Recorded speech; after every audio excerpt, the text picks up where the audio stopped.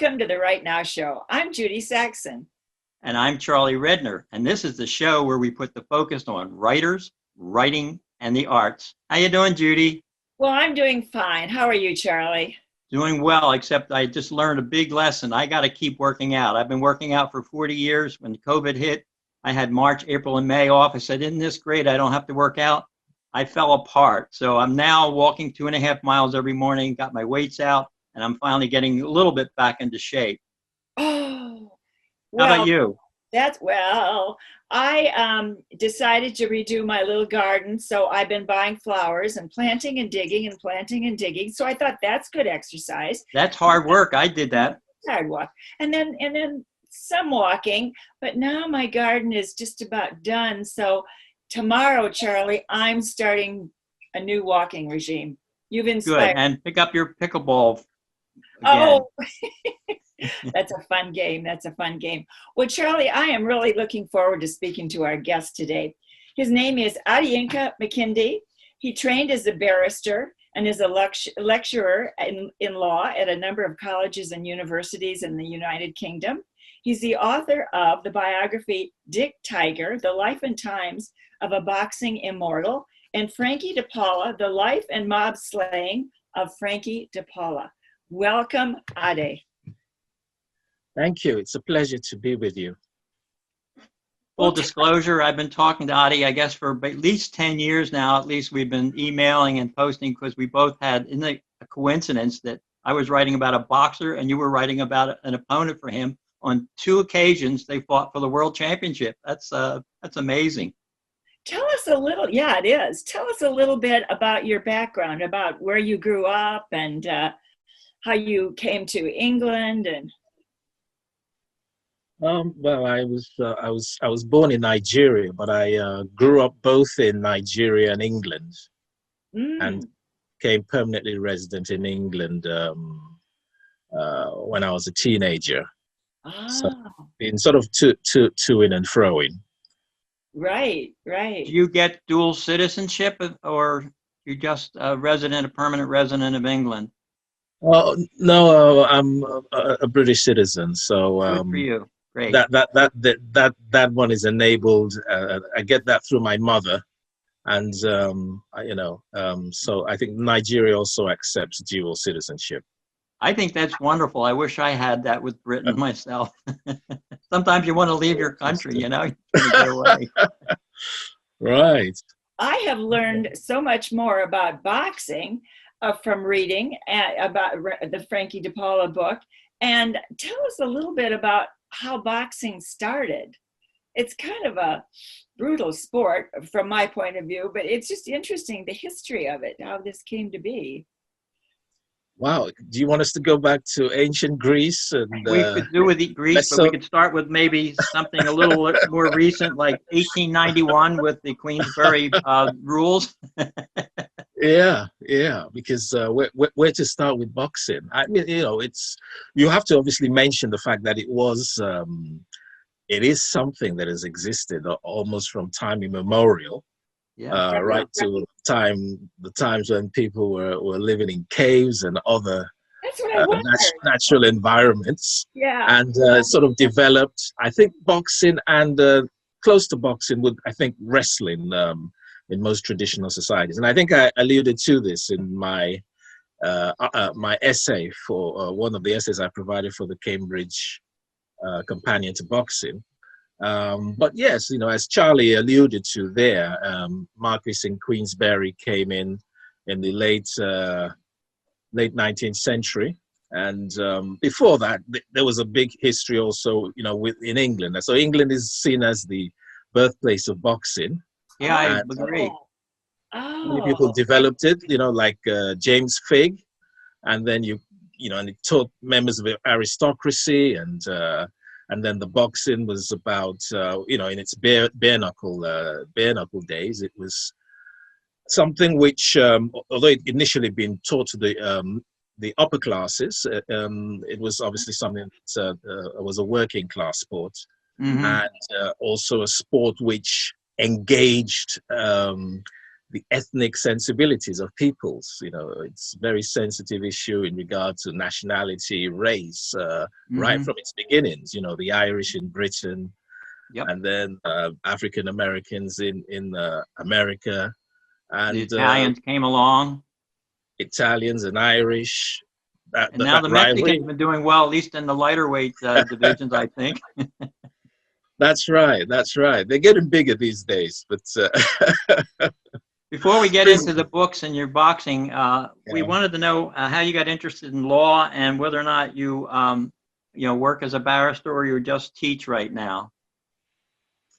Yeah, I'm occasionally a legal advocate, but I'm in private business. I do lecturing quite a bit, so it's a wide range of things. As to getting into law, I think my father always had an interest in law, although he was an accountant and became a naval officer. He was always into the law, and I got that. I think one of his best friends actually became a fairly prominent lawyer in Nigeria, and I sort of just picked it up. I mean, sometimes I can't actually tell you how that happened. Just like the fact that explaining my love of boxing or my association with boxing, it's kind of difficult. But some of these things I inherited, because all the things. I didn't even really know. I knew my father was a big boxing fan. I remember when I was in Nigeria, I was in boarding school, and he came to pick me up. He didn't send a driver. He came to pick me up straight from work. He was very excited. Leon Spinks had defeated Muhammad Ali. Oh. And so I look back, and we had a few boxing magazines and books there, but it wasn't until later on, and unfortunately towards the end of his life and after his death, that I found out how so into boxing he was, that he was an amateur boxer. Oh. And that he I found a pen pal request from him. I think this was the Facebook of previous eras. From and who? I found this from my father when he was a 22-year-old young man. And I found it in a Vancouver newspaper. Oh. So he just gives his details, what his name is. I live 45 Kose Street, Lagos Island in British West Africa.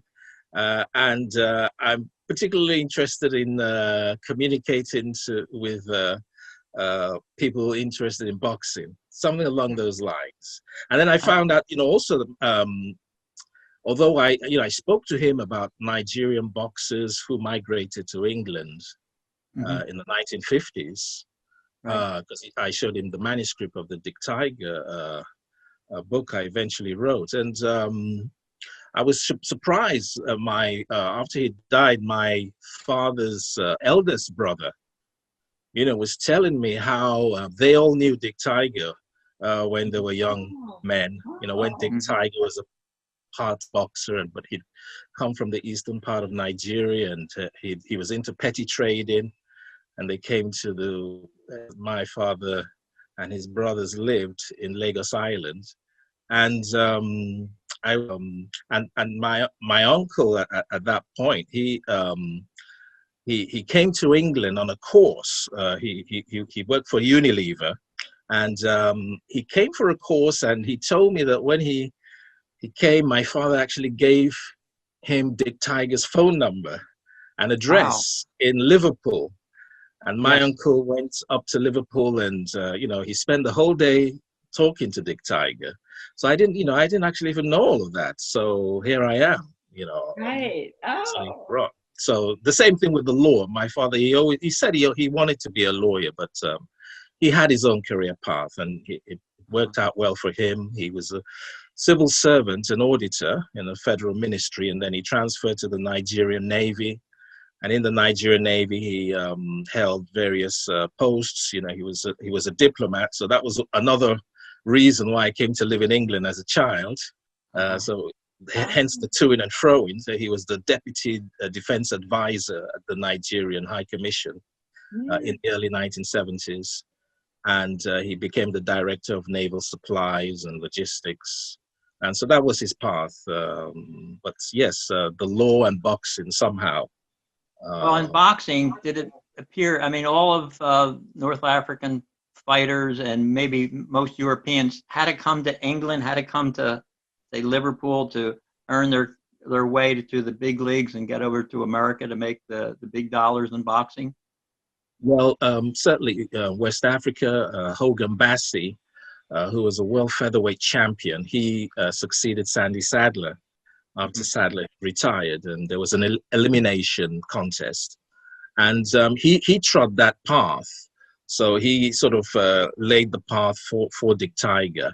And in the Dick Tiger book, I do give a kind of a socio-historical context of why they came over there. You know, Nigeria was part of the Protectorate of Nigeria was part of the British Empire. And after the Second World War, Britain was bankrupt, literally. It needed a lot of manpower.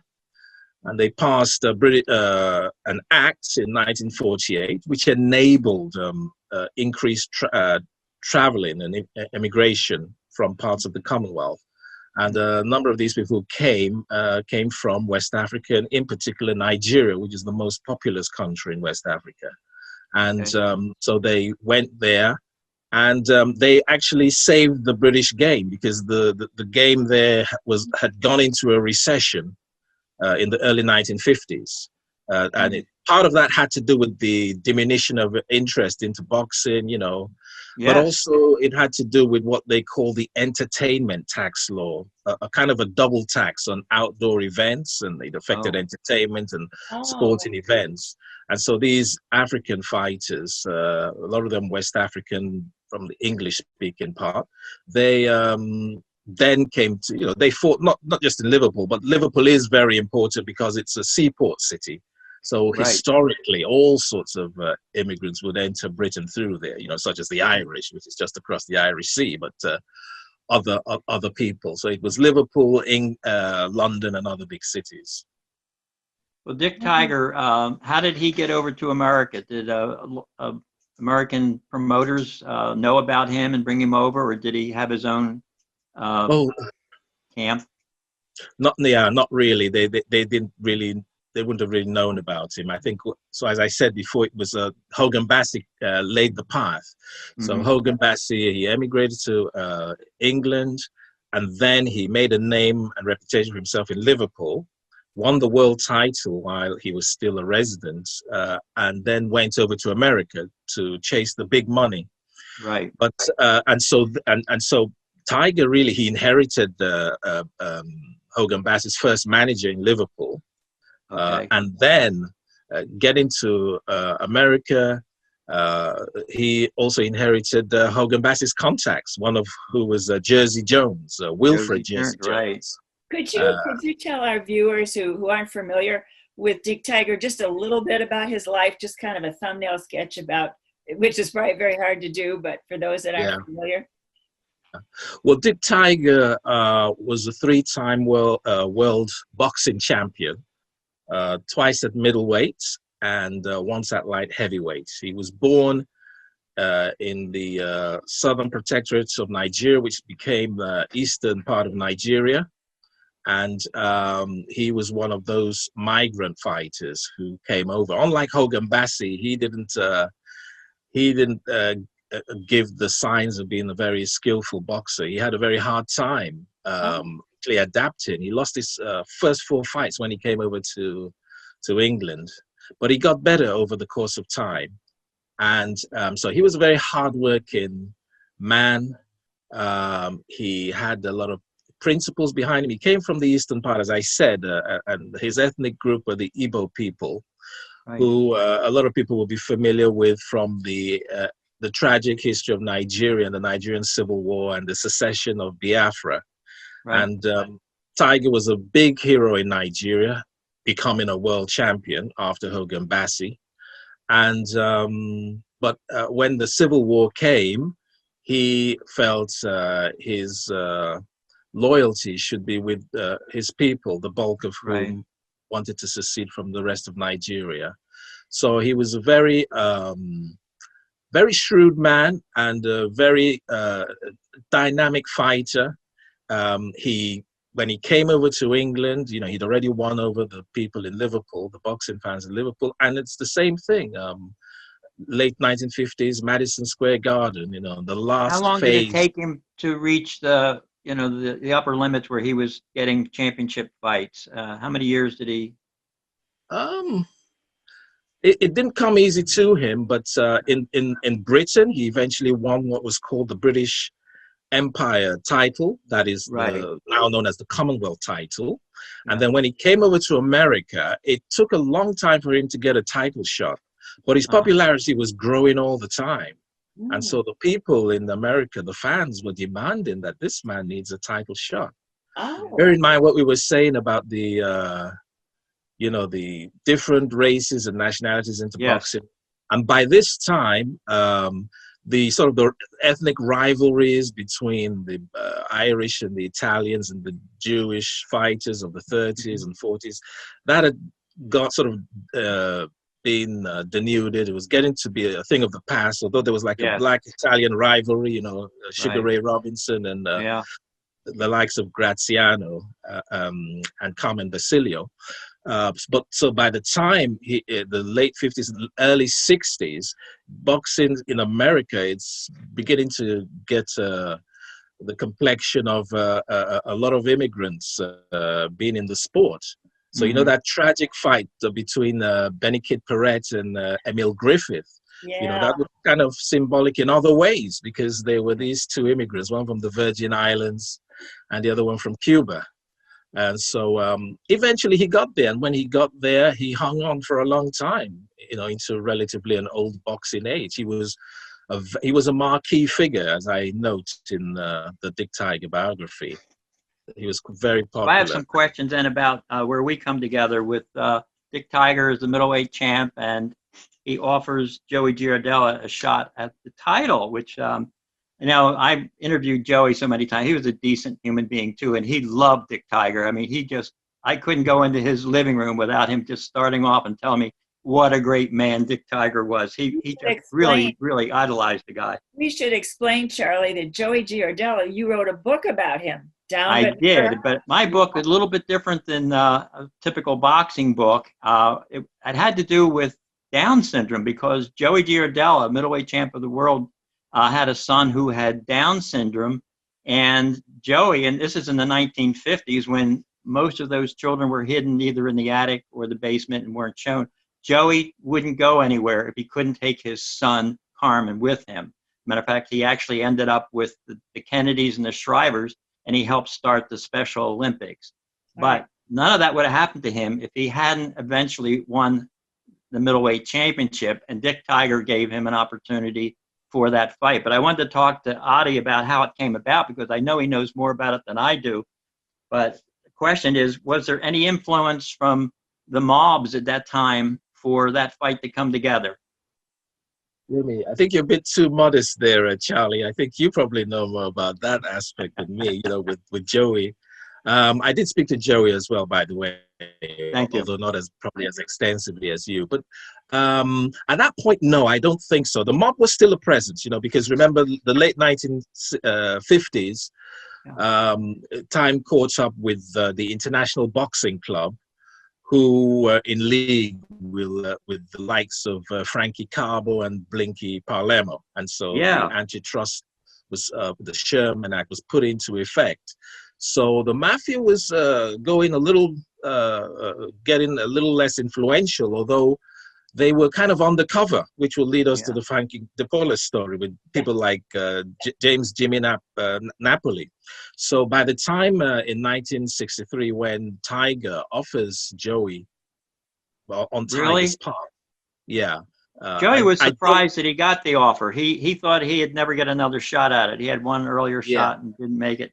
But then, the mob was in background in Philadelphia. There's Blinky Palermo and Angie Bruno and Frank Palumbo. Those names come to mind in South Philadelphia. And Joey told me that he actually lost a fight to Saxon once.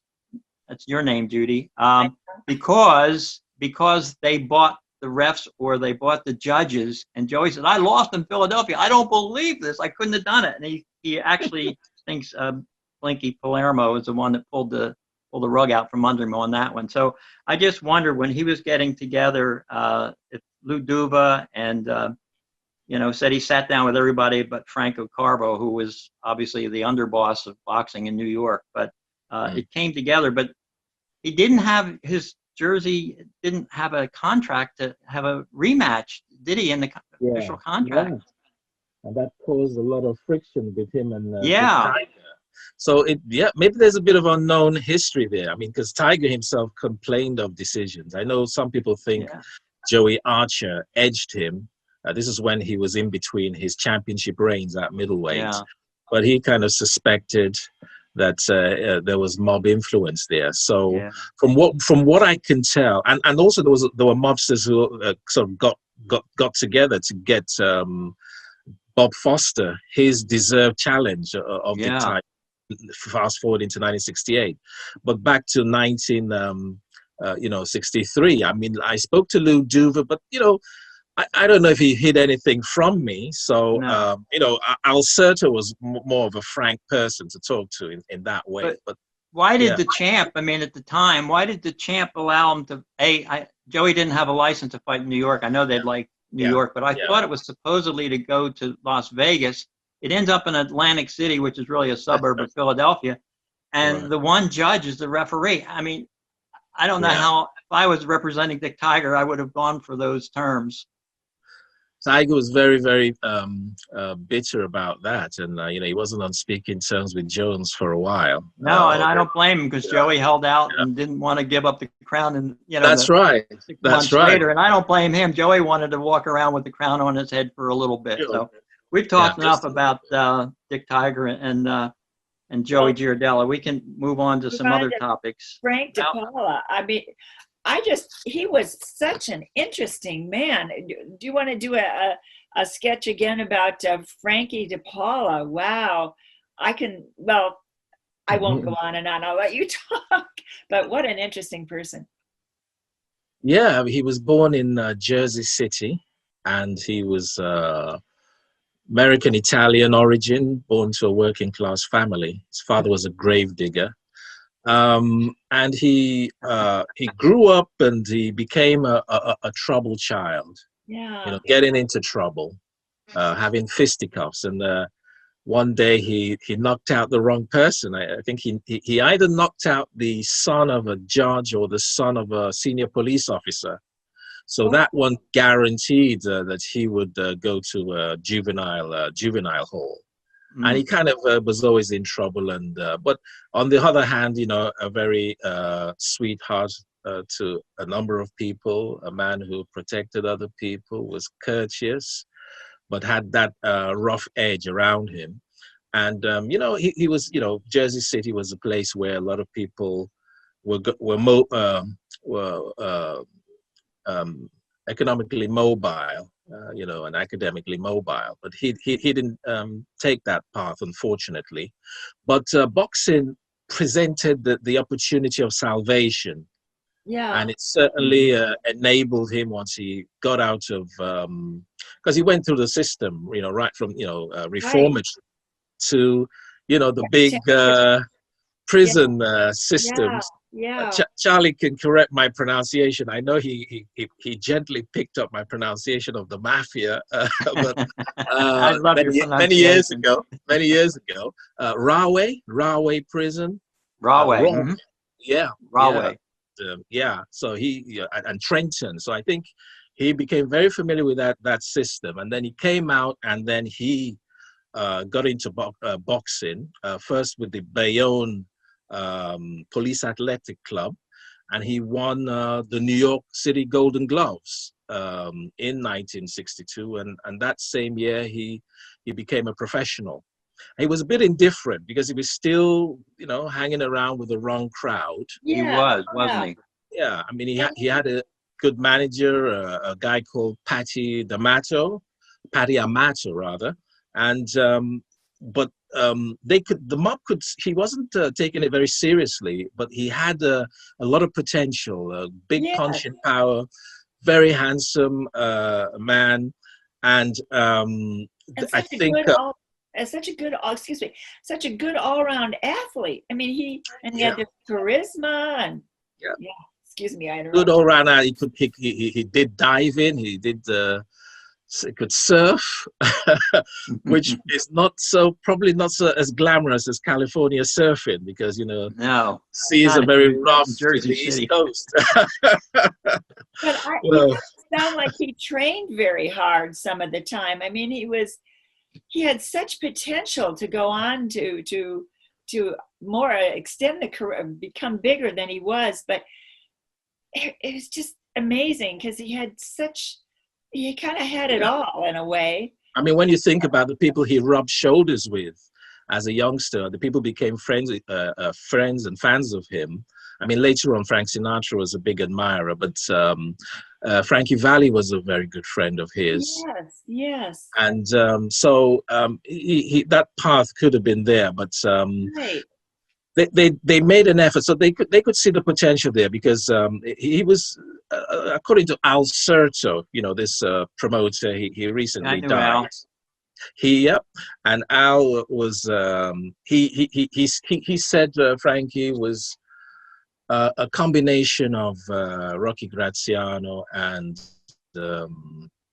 Rocky Marciano, Oh yeah. And, the mob could see his potential because he had this large following. Like he was a neighborhood hero, and then that developed from neighborhood hero, into other parts of America, like Philadelphia and places like that.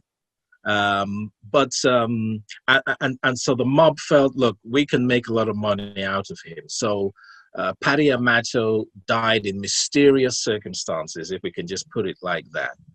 And a man called Gary Garofalo became Frankie DePaula's manager, although all the time behind the scenes was the true undercover manager, James Jimmy Napoli. And so they wanted to develop Frankie DePaula, and they tried to get him very serious about his boxing, which he did. And he won a few fights. He started off on the bill at Madison Square Garden and fought at the Felt Forum, which was a subsidiary for a time of Madison Square Garden boxing. And then he went into the main ranks, which is where he fights Dick Tiger, October 1968, Ring Magazine Fight of the Year, and he loses, although he decks Tiger twice. He's decked twice himself. But then he gets the opportunity to fight the champion, and not Dick Tiger, who had lost his title in devastating fashion to Bob Foster. So that was Frankie DePaula. And he got into some real trouble. He was acquitted of some kind of a heist that was going on or something. Yeah.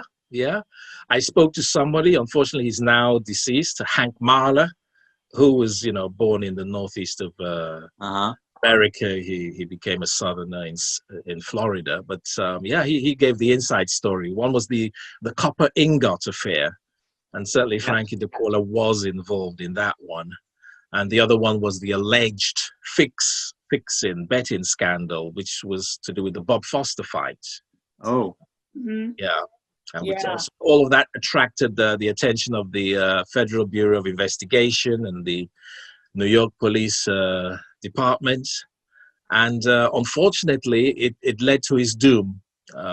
It was just really too much. I think you see what happened at that particular point in time, when the law enforcement people got people who they hoped would help them bring down mobsters. What they would do is essentially expose them to the possibility of retribution by getting them to talk to the government. And so, in a way, calling Frankie DePaula to speak with the cops in New York City was really signing his death warrant, because it gave the impression that he was giving up information. I know that Al Certo says Frankie DePaula definitely was, because he wanted his license back that had been suspended, and he felt that he'd been used by the mob. So both aspects appear to be true in themselves, but ultimately he was So gone down. what's the future of boxing? You know, the golden age was they say 1940 to 1960, and then it waned. There were a couple years in the 80s where the American Olympic teams were really good. They had one year where I think they won 9 out of 10 weight classes, and but it seems like America, I guess, because there were 3 different probable ways of winning the title, the ABA and the Boxing Association and International Box, so that they watered down what it used to be one champion. It was Joe Louis. It was, it was Big Tiger, but then you're going to have 9, 10 people all claiming they all had some kind of a championship belt. Well, in television, I think television played a part when people could just go and see. They watch the matches. They didn't go out and buy the tickets. And I mean, it ebbed and flowed, didn't it? You know, that was the case in the 1950s and 60s. Boxing became extremely popular in the 50s, you know, with the Gillette cavalcade of sports. Yeah, the Friday night fights was what gained the popularity at that point in time. But then it had that double-edged sword effect, didn't it? Because people then decided not to go to the matches live. And right. And then it either ends up, if you don't have a Vegas fight, you don't get an audience, I guess. And then the pay-per-view came in, and then only the most staunch fight fans would actually pay to watch a fight on TV. Yeah, it's sort of ebbed and flowed because you then started having pay-per-view. Has it passed on? Is it over? I mean, is it just kickboxing and these cage guys who go crazy now? I mean, is that it? I don't know about cage fighting, but what they call mixed martial arts, the UFC, probably that's certainly in terms of youth and demographics. That one is definitely growing in a sense, but boxing is still surviving. I don't think it will ever go away, but it's in it's kind of in the doldrums. But the irony is, as always, is that a boxer, particularly in the heavier ranks, would always tend to be among the highest earners in that's for sure.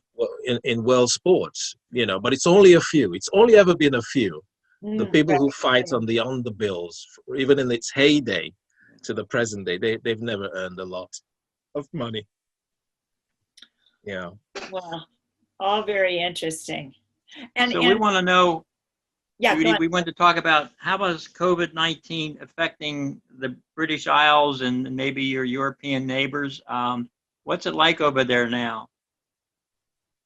Well, it ebbs and flows. You know, I don't know if it's the nature of the illness or of the virus or the bad governance. You know, because the rules keep changing and there are different effects in different parts of the country.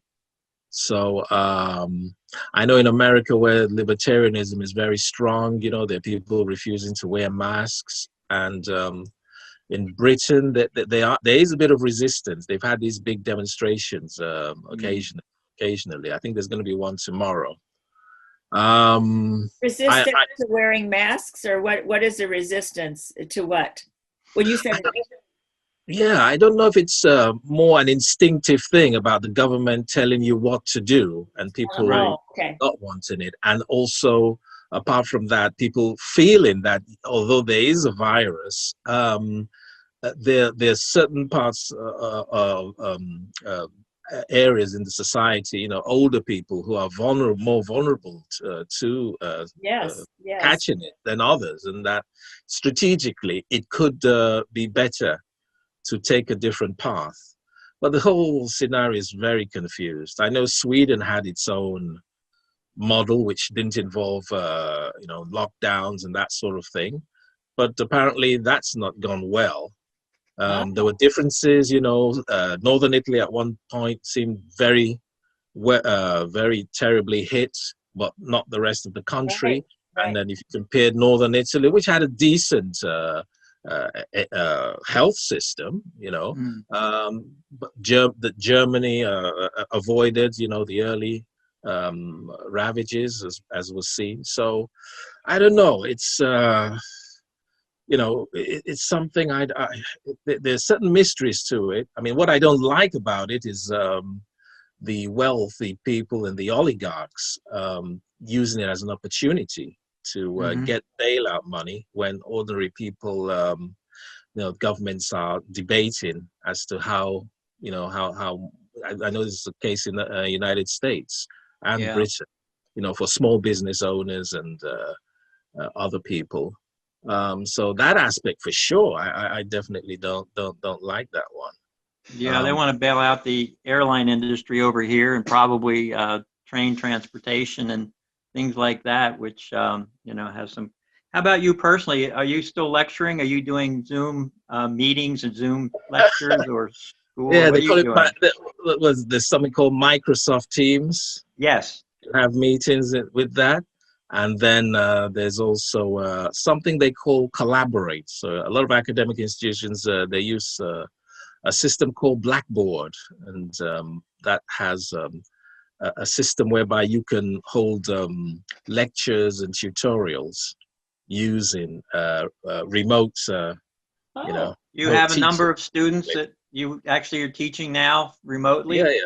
Yeah, quite a few across the board, undergraduates, graduates, and professional courses in law. So, one is sort of getting used to it. And I wanted to follow up with what's happening with the COVID, with the same thing that I have a lot of questions about the EU and the European Union and Britain coming out of it. And then what happens over in Ireland? Do you need a passport now to go from Northern Ireland into Ireland? Or, I mean, what's happening over there? It's very confusing.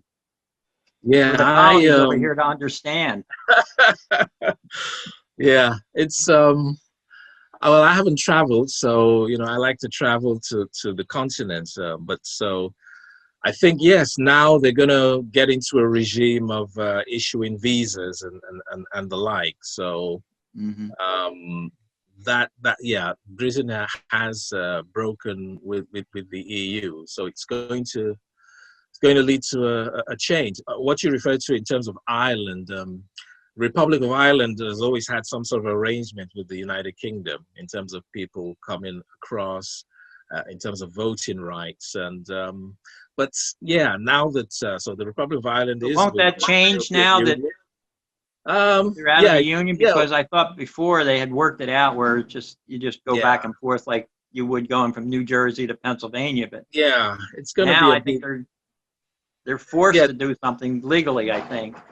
It's actually resurrected, certainly in north of Ireland, as it's called, to Republicans, and Northern Ireland to Unionists. That old trouble of republicanism and unionism, the Catholic communities and the Protestant ones.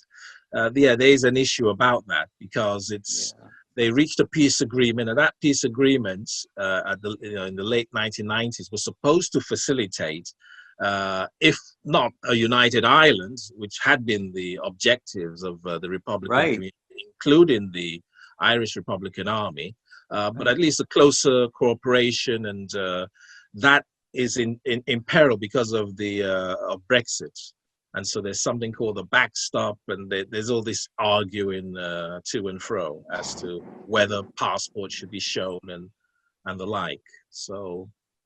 Is there it's really confusing time, but they are interesting times, as that Chinese proverb. They are. Is there a lot of interest in Britain about the American politics and what's going on here? Yeah, of course. I mean, Donald Trump is a superstar. He may be demonized or lionized. So. Oh, for sure. I have a special interest in the United States on many levels, but I think a lot of people just America punches well above its weight. So everybody's that's an interesting way to put it. Yeah, actually. Well, given the population size and relative to the global population and being a superpower emerging after the Second World War. So yeah. It's so there is that interest. So people are interested in what happens with Trump, and they do unfortunately have this it's not as obviously as pronounced as in America, with this culture war that surrounds Trump and other aspects. But Trump is alternatively a reviled figure here, Hmm. as well as for others, somebody who think those who think, oh well, he's anti-globalist and Yeah. he's pro common sense and pro nationalism. So yeah, same story, different geographical Have you area. been watching what he's been trying to do over with the Israelis to align some of the Arab nations? Sudan's look like they're signing on today, and they're thinking Saudi Arabia's coming along. I mean, you're very interested, and I know you know a lot about world politics and world issues.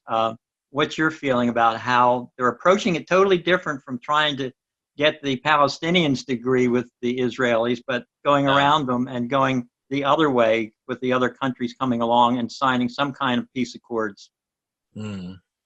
It's a very interesting approach. It doesn't bode well for the Palestinians, who will feel they've been sold out. Right. In many instances, right from the beginning, they were sold out because they were never armed during the first war after the British left, after the mandate was over, and the forces of the Jewish agency were much too powerful. The other Arab countries like Egypt, Jordan, Lebanon, they were not interested in conquering Israel. They were or what was going to become Israel. They just wanted to hold on to land, and they were not concerned with the Palestinians at all. Right. And that's been the unfortunate story. There's always been a symbiotic, for a long time anyway, a symbiotic relationship between Israel and Saudi Arabia.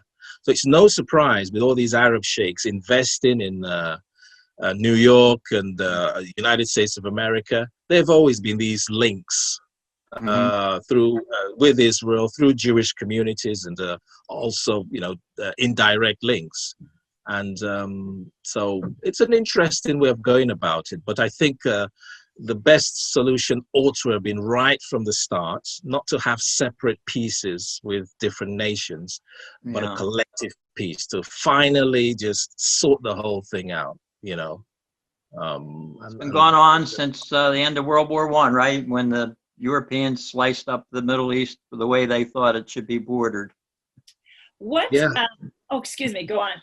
Go on. No. No, I was just, I was remembering, I was thinking about your blog, and we want to talk about your blog that you do. Do you want to tell our viewers about that and how they can find it?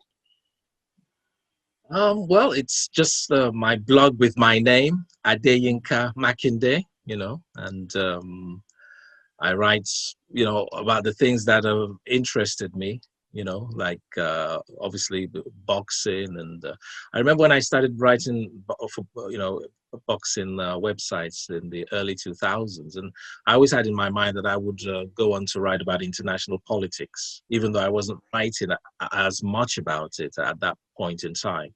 So so that's what we write about: global politics, history, a wide range of subjects. But there's a big emphasis on history. You did a book review. It was a very professional book review. Do you get paid to write book reviews, or do you do that for the love of writing? A lot of it is for the love of writing, but I do, for instance, write for news magazines, and yes, I do get paid for that. I mean, a good example would be I did a book review of the Addis Ababa massacre, carried out by the black shirts of Mussolini's Italy. Yes. A bit of forgotten history from the 1930s, part of the prelude to World War II.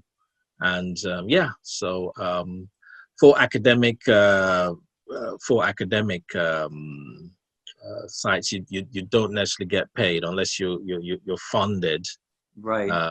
So you just offer your writing to them. I've been reading your blog, and when I asked for, I've ended up with academia keeps sending me emails now, and just because I've looked at a couple of your things, I'm now in there. Yeah, I'm it interests me. I'm interested in international politics. You and I have talked about Turkey a lot because I'm very concerned about what happens in Turkey. So goes, the Middle East, if you will. But I find it fascinating writing, and I love what you're doing. Matter of fact, if you get tired of Britain, come on over here. We need an ambassador to the UN. You're perfect. Yeah, you would be. You would be. Really, I don't know about the citizenship issue. You do get people being fast tracked, but I don't know. I'll vouch for you. I'll sign for you. I'll adopt you if I have to.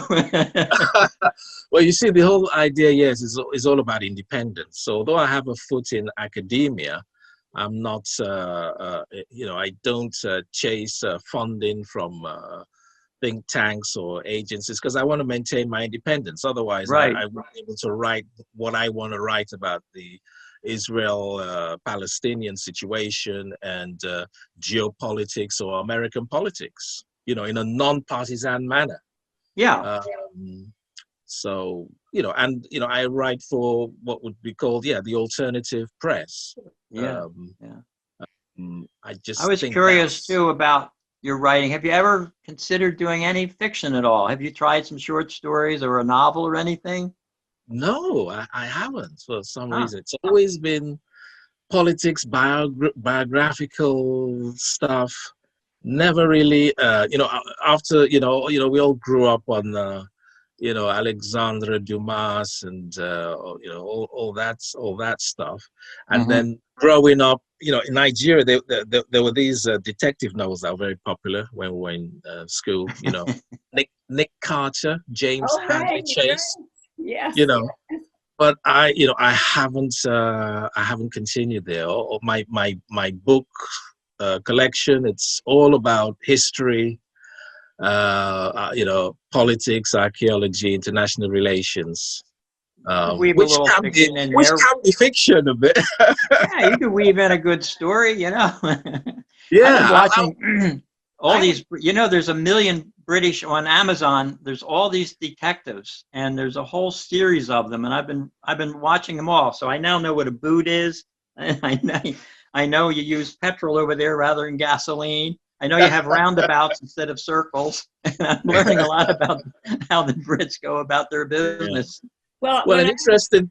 Yeah. Oh, go on. Go ahead. Well, an interesting thing, because I share this love of radio drama with Charlie. Yeah. So one thing I would like to do, I've kind of been delaying it. I've written out the outlines, is to write a few radio dramas. Oh, there you go. Including, but again, nothing fictional, based on, based on historical facts. Frankie DePaula's story. Yeah. Some situations from Nigerian military history I have in mind.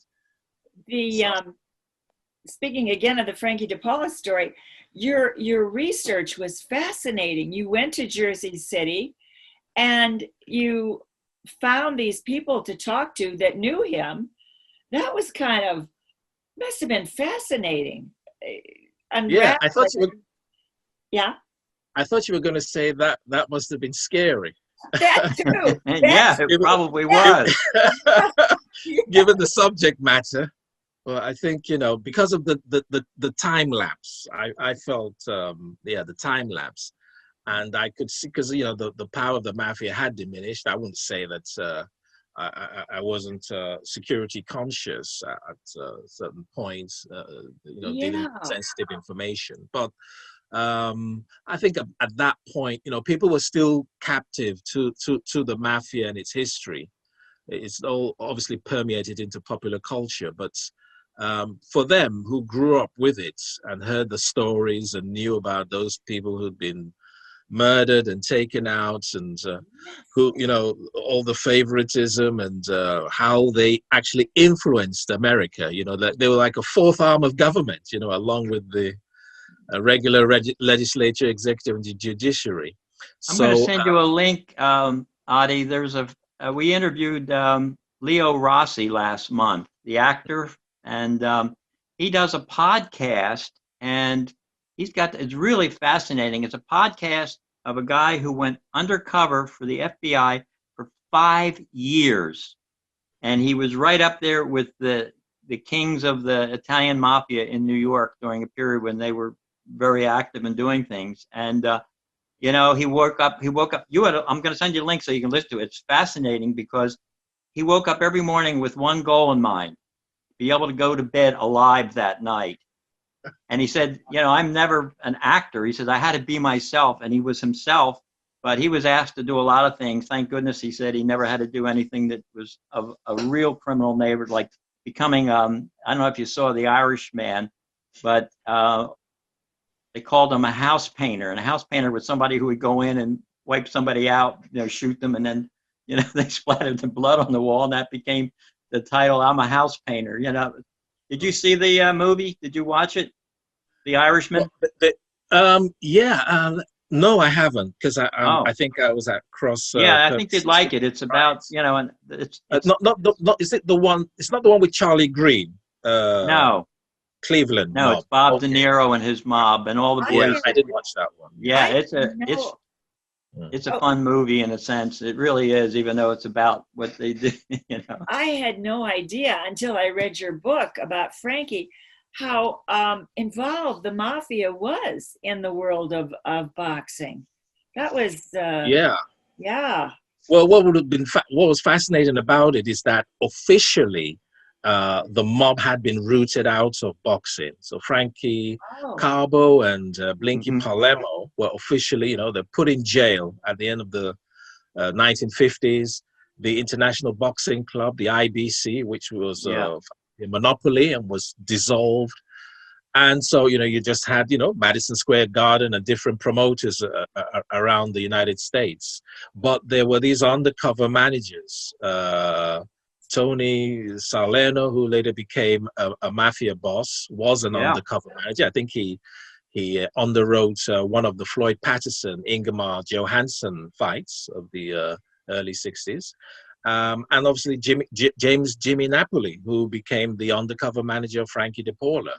So that wasn't seen. But the American papers were keeping tabs on a number of, they knew it hadn't been totally extirpated.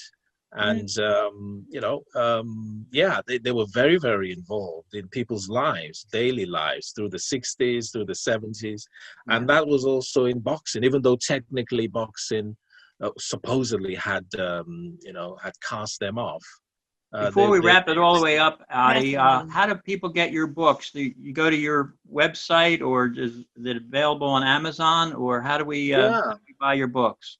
Go to Amazon.com. Jersey Boy, The Life of Mob Slayer, Frankie DePaula, Dick Tiger book. That's basically out of print, so you can still get Dick copies Tiger's out of print. Yeah. Do you have the rights to it, Adi? Do you have your? I certainly do. For all of them, and that's one of the good things about self-publishing. It's no longer this thing about the vanity press and it's inferior to the mainstream press. Well, Down But Never Out. When I had that published, I had a publisher, an independent publisher in Indiana, and I gave them a 3-year contract. And after the 3 years, I automatically got my rights back. And then I self-published on Amazon, and I can offer it any price I want now. I don't have to, inflate the price to have the distribution cost and everything else involved in that. So if you're interested in how to do that, I can surely tell you how to go about that. Sure. And republish them. I've had offers over the years. Nothing has come up so far that has sealed the deal, both for the Dick Tiger story and the Frankie DePaula story. It would make a we'll good keep on movie. working on it. Yes. I definitely think so. I think I often use the story about how John Huston, although he was so involved in Hollywood as a famous director, it took him 25 years to get was it The Man Who Would Be King to the script. Wow. That was a 1975 movie with Michael Caine and Sean Connery, which was directed by Huston, but he'd wanted to direct it as early 50s, with Spencer Tracy and Clark Gable or something. Wow. Well, we mentioned Leo Rossi. Leo Rossi is an actor. He's also a screenwriter and a producer. And word has gotten back to me that they are working on Down But Never Out. They're calling it Canvas Dancer, which is actually a better title for just talking about the boxing side of my book and not the Down syndrome. So they tell me it's in the works, but obviously COVID-19 stopped production at the moment. But they're going to move on that. So I'm very interested to stay a part of that project. Right. Yeah, good luck with that.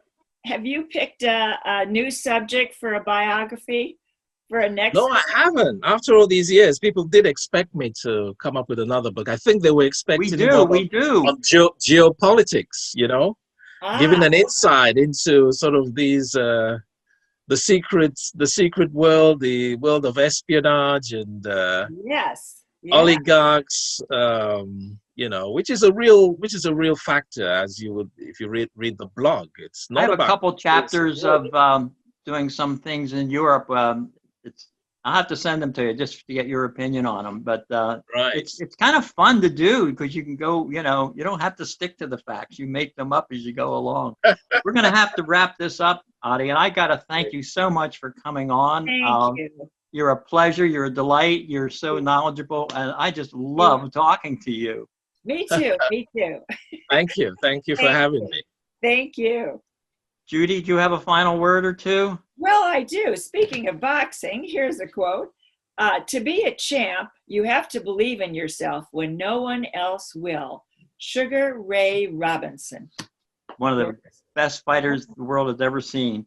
I have one, Judy. It's called Service to Others is the Rent You Pay for the Room Here on Earth.